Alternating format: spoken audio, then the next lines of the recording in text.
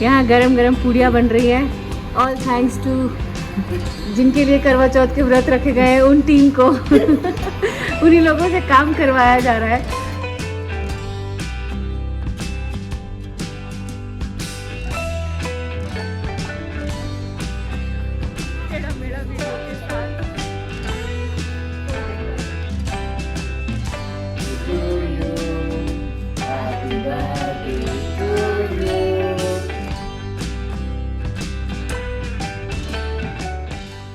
Finally धूप के दर्शन हुए।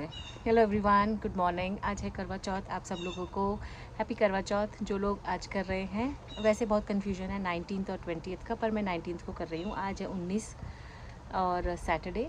तो यहाँ की तिथि के हिसाब से, यहाँ के पंचांग के हिसाब से ना, हिंदू टेम्पल का जो एक पंचांग है उसमें देखा तो आज ही पूजा का मुहूर्त दिख रहा है। तो फिर भी यहाँ पे कई लोग 20 को भी कर रहे हैं।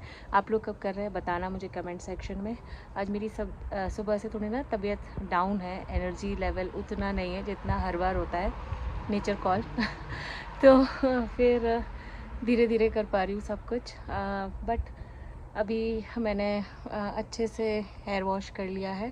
आज कुछ भी नहीं लगाया क्योंकि कुछ एनर्जी नहीं थी, नहीं तो मैं हर बार कोई ना कोई हेयर पैक वगैरह कुछ लगा लेती हूँ। बाल मेरे बहुत झड़ रहे हैं सडनली क्योंकि ड्राई वेदर हो रहा है यहाँ पे, और फॉल सीज़न आ गया है। सब जगह ऐसे येलो येलो कलर के पत्ते दिख रहे हैं, बहुत ही प्यारे। ही हमारे बैकयार्ड में ही जो पेड़ है ना उस पर ही बहुत अच्छे पत्ते दिख रहे हैं, कहीं और जाने की ज़रूरत ही नहीं है। रोज़ सुबह इसको देख के बड़ा अच्छा लगता है, येलो ग्रीन कलर। बीच में कुछ ऑरेंज फ्लावर्स भी आए थे इस पर, कोई तो फूल आते हैं ऑरेंज कलर के। तो एनीवेज़ अभी मैं इन लोगों के लिए बनाऊंगी ब्रंच। 12 बज रहा है। आलू का पराठा, और फिर शाम को मुझे जाना मेरी एक फ्रेंड के यहाँ। उसने बोला है साथ में पूजा करेंगे तो अच्छा लगेगा, फिर वहीं उसके घर से ही चाँद देखकर मैं अपना व्रत खोलूँगी। तो चलिए फ़िलहाल बनाएंगे ब्रंच एंड देन फिर मैं आपको ले चलूँगी अपनी। ये बेसिक से मसालों के साथ में आलू की पीठी बना ली है। आगरा में हमारे यहाँ, मेरे ससुराल में पीठी ही बोलते हैं इसको, या आलू का मिक्स। इसको अच्छे से मैश कर लिया आलू को और साथ में आटा लगा दिया है। अब मैं बना रही हूँ रायता, और ये छोक वाला रायता ना अने को बहुत ही ज़्यादा पसंद है। इनफैक्ट हमारे घर में सबको बहुत पसंद है। और ये वाला दही मैं यूज़ कर रही हूँ नोगा का, तो कॉस्को से लेके आई थी, मैंने बताया था अपने ब्लॉग में। ये इतना क्रीमी टेक्सचर का दही है ना, इसको खा के मज़ा आ जाता है। तो एक तड़का लगा रही हूँ, थोड़ा सा ऑयल लिया है, इसमें हींग डाला है, जीरा एंड राई, और थोड़ा ज़्यादा क्वांटिटी में डालती हूँ मैं। एकदम अच्छे से स्प्लटर हो जाएगा तो इसका मैं तड़का लगा दूँगी। ये छोक से ही इतना टेस्टी बन जाता है ना रायता, आप भी ज़रूर ट्राई करना।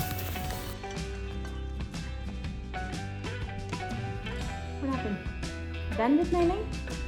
Are you done with Nai Nai? You wanna go out? Okay, let's go. You wanna go out? Okay, come. तो ये हो गए आलू रेडी पराठा के लिए, आटा ऑलरेडी लगा दिया है। तो हमारे इंडियन घरों में ना आलू का पराठा, गोभी का पराठा सर्दियों की निशानी है। सर्दियाँ शुरू होते ही ना ये सारे पराठे बनने शुरू हो जाते हैं घर में। लेकिन यहाँ पे ना धुआं बहुत होता है और मुझे फायर अलार्म बजने का डर लगता है। खैर, इसको मैंने सर्व कर दिया है।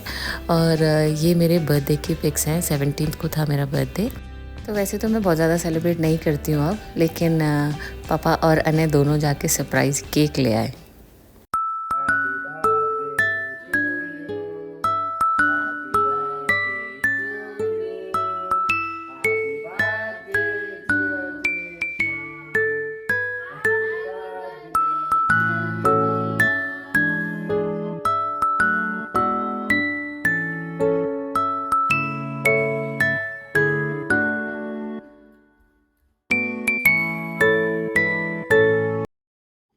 तो अपने बर्थडे की खुशी में मैंने आज बच्चों के लिए बनाया है mac and cheese pasta. Anay का बहुत ही फेवरेट है, ये बहुत पसंद है उसको। और अभी तक उसने 1-2 बार है ना स्कूल में पैक्ड वाला खाया है, पर मैंने आज घर में ट्राई किया एंड ट्रस्ट में इतना टेस्टी बना था। मैं इसकी रेसिपी किसी और दिन आप लोग के साथ में शेयर करूँगी।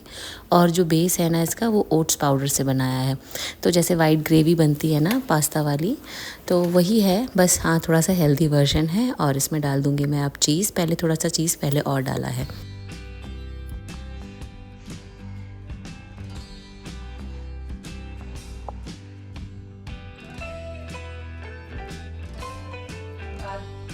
उसका पति सब बीमार हो गया और जो कुछ मैंने था उसकी बीमारी में लग गया। यहाँ गरम गरम पूड़ियाँ बन रही हैं। ऑल थैंक्स टू जिनके लिए करवा चौथ के व्रत रखे गए हैं उन टीम को उन्हीं लोगों से काम करवाया जा रहा है। और हम लोग बस फोटो सेशन, हाँ वही, हम लोग बस फोटो सेशन कर रहे हैं। बच्चा पार्टी वहाँ लगी हुई है और ये आ गया सारा टेस्टी खाना, खीर एंड रायता एंड इसमें है केक मेरे बर्थडे का, इसमें कुछ और।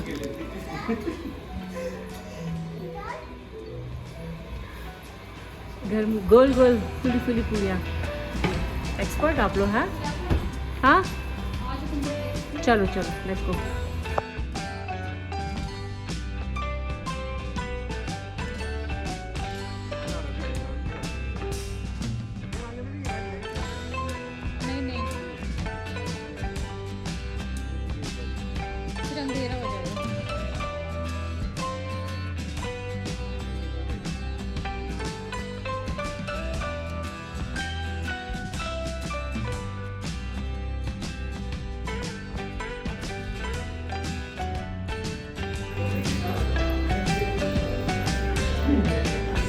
ऐसे घुमाना, ठीक है?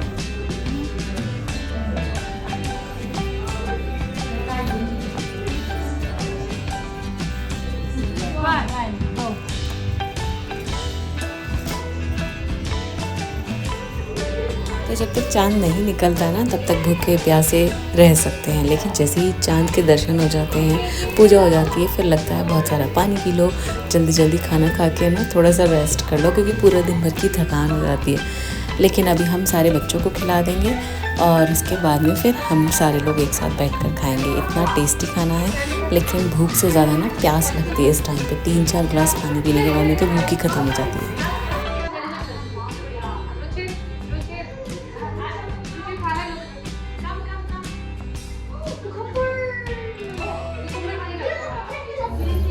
How's the food? It's very good. And can you wish me again? Thank you. हमारे बच्चे पार्टी ने हमें विश कर दिया है and I'm feeling so good। और हमें एक कॉम्प्लीमेंट भी मिल गया। What were you saying? Nice dress. Auntie is looking nice. Thank you. Jeshu is also here. Jeshu, wait. I'll hold it. Jeshu is also here to sit.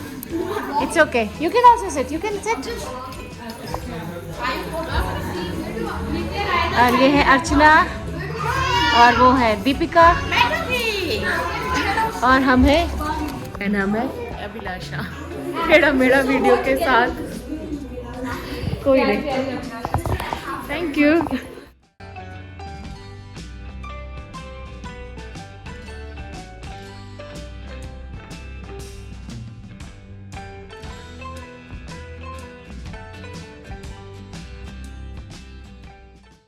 सर्दियों का एक ही मज़ा होता है, बढ़िया वाला, ये अच्छी वाली धूप, हल्की हल्की वाली ठंडी ठंडी हवा और उसके साथ में अदरक वाली चाय, मेरा बेस्ट कॉम्बिनेशन। कल था करवा चौथ, बहुत हम लोगों ने एंजॉय किया। हम अपने फ्रेंड्स के यहाँ गए थे और वहीं पे जाके ही पूजा की थी और वहीं पे ही चांद देखा था। फिर सब लोगों ने एक साथ डिनर किया था। इट वॉज करवा चौथ पॉटलक, ऐसे करते हैं यहाँ पे सब लोग। अच्छा लगता है एक साथ सेलिब्रेट करना, क्योंकि अकेले अकेले तो क्या ही सेलिब्रेट करेंगे यार। वही पूजा करने के बाद में, खाना खाने के बाद में, फ़ोटोज़ निकालने के बाद में सो जाओ, तो इट्स नॉट फन। पर अब जब फ्रेंड्स के साथ में होते हो ना, तो कोई भी फेस्टिवल है ना मज़ेदार बन जाता है। बहुत हा ही होती है, बहुत सारी बातें निकलती हैं एक के बाद एक, तो बड़ा मज़ा आया। आप लोगों ने फ़ोटोज़ वीडियोज़ तो देख ही लिए होंगे। अब मैं आपको बताती हूँ अपनी जॉब के बारे में। तो मैंने as an assistant teacher job join किया है। थोड़ा बैकग्राउंड बताती हूँ, यहाँ थोड़ी आवाज़ ज़्यादा आ रही होगी क्योंकि मैं बैक यार्ड में बैठी हूँ तो, और हवा भी चल रही है। तो मैंने इंडिया में है ना स्टार्टिंग में जब अपने करियर की शुरुआत की थी तो एज ए टीचर ही शुरुआत की थी। और फिर मैंने किया 4 साल एक पब्लिक स्कूल में जॉब, वहीं इंडिया में ही, झांसी में ही, क्योंकि मैं तो झांसी से हूँ। तो मैंने वहीं के एक पब्लिक स्कूल में, काफ़ी फेमस अच्छा पब्लिक स्कूल है, और वो है जो झांसी की रानी है उनके नाम पर वो पब्लिक स्कूल है। तो आई एम श्योर जो लोग भी झांसी से होंगे उनको पता होगा मैं किस स्कूल के बारे में बात कर रही हूँ। तो वहाँ से मैंने अपनी करियर की शुरुआत की थी, क्योंकि मेरी जो ग्रेजुएशन की जो क्लासेस होती थी ना वो दोपहर में होती थी 2 बजे से। तो मेरे पास सुबह टाइम होता था, तो मैंने सोचा वो टाइम यूटिलाइज़ कैसे करूँ अच्छे से। तो and I wanted to be a helping hand at home, just अपनी पॉकेट मनी के लिए, ज़्यादा नहीं, क्योंकि मैं सबसे बड़ी हूँ घर में, तो ऐसा लगता था मुझे कि एक बेटे की तरह मुझे भी थोड़ी बहुत रिस्पॉन्सिबिलिटीज़ निभानी चाहिए। ऐसा वैसा बहुत सारी चीज़ें होती ना, as we get older mature होते जाते हैं तो थोड़ी मैच्योरिटी आती है। तो मैंने तब वो वाली जॉब शुरुआत की थी और मुझे बहुत अच्छा एक्सपीरियंस मिला वहाँ से। काफ़ी कुछ मैंने कॉन्फिडेंस में, सब कुछ मैं सीखा भी वहाँ से काफ़ी कुछ। उसके बाद में फिर थैंकफुली मेरे पापा ने मेरी लाइन चेंज कराई और ग्रेजुएशन के बाद में मैंने किया MBA। फिर मैंने कॉर्पोरेट में जॉब किया, बहुत अच्छी अच्छी नोन कंपनीज़ में, एंड मैंने किया है इन टोटल 9 इयर्स जॉब। तो फिर मेरा ट्रैक बिल्कुल चेंज हो गया, क्योंकि वैसे भी टीचिंग में लॉन्ग रन तो मुझे नहीं जाना था, लेकिन एक्सपीरियंस काफ़ी अच्छा गेन किया मैंने वहाँ। और उसके बाद में फिर MBA मैं यहाँ रखती हूँ कैमरा, तो कैमरा का एंगल किया है चेंज, क्योंकि धूप ज़्यादा आ रही थी वहाँ। तो फिर उसके बाद में मैंने किया MBA और मैं कॉर्पोरेट वर्ल्ड में एकदम एंटर हो गई। वहाँ भी मेरा बहुत अच्छा एक्सपीरियंस रहा। एक ऑर्गेनाइजेशन में मैंने ट्रेनिंग की तरह काम किया, on the job training kind of. तो वहाँ 8 महीने किया जॉब, और उसके बाद में फिर मैंने एक जगह 4 साल किया। काफ़ी नोन कंपनीज़ हैं, but I don't want to name them. और उसके बाद में फिर मैंने एक जगह और किया 5 इयर्स। तो इन टोटल ऑलमोस्ट 10 साल का एक्सपीरियंस है मुझे कॉर्पोरेट में। अब उसके बाद में उसके बाद में अने हुआ, तो ऑफ कोर्स मुझे वो मदरहुड ब्रेक लेना था, और फिर मैं ज्वाइन कर सकती थी वापस, लेकिन फिर वो as a first time mom ऐसा डर लगता है ना, बच्चा कैसे रहेगा, बहुत सारी चीज़ें दिमाग में चलती हैं। तो फिर मैंने वो सब कुछ छोड़ दिया बीच में और वहाँ पे रिज़ाइन कर दिया। And then we move to US, और फिर US में I was on a visa, dependent visa. तो फिर तो मैं जॉब नहीं कर सकती थी, अने भी बहुत छोटा था। अगर ऑप्शन होता तो शायद नहीं भी ज्वाइन करती, क्योंकि नई कंट्री, सारी सब कुछ नई चीज़ें, तो इट वाज़ डिफ़िकल्ट। यहाँ माहौल में पहले एडजस्ट होने में ही थोड़ा सा टाइम लगता है। तो फिर खैर फिर वो लंबा गैप हो गया, 8 इयर्स का गैप हो गया।